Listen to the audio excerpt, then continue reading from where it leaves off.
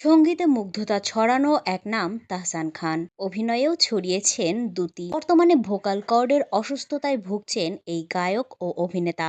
হেটেরোটোপিয়া নামক এক রোগ বাসা বেঁধেছে তার কণ্ঠনালীতে। এই রোগে আক্রান্ত হলে গলার কাঠামো পরিবর্তন হয়ে যায়, কমে যায় গান গাওয়ার মনোবল। সম্প্রতি দেশের একটি গণমাধ্যমে দেয়া ভিডিও সাক্ষাৎকারে এমনটাই জানিয়েছেন তিনি। হাসান বলেন, ২০১৮ সাল থেকে এই সমস্যার শুরু। এরপর থেকে আর আগের মতো অনায়াসে গাইতে পারেন না তিনি। এমনকি কখনো আগের মতো গাইতেও পারবেন কিনা তা নিয়েও রয়েছে শঙ্কা। বর্তমানে চলছে তার চিকিৎসা। আরো বলেন, এখন মাঝে মাঝে গান গাইতে পারলেও যখন এই সমস্যা বেড়ে যায় তখন আর একেবারেই গাইতে পারেন না। ভবিষ্যতে যদি কনসার্ট কমে যায় অথবা লাইভে গান গাওয়া কমে যায় তাহলে সকলে বুঝে নিবেন এই সমস্যার কারণেই তিনি আর গাইতে পারছেন না। উল্লেখ্য, আসছে ঈদে দেশের একটি ওটিটি প্ল্যাটফর্মে মুক্তি পেতে যাচ্ছে তাহসান অভিনীত প্রথম ওয়েব সিরিজ বাজি। এই সিরিজ দিয়ে প্রায় ২ বছর পর অভিনয়ে ফিরছেন তিনি।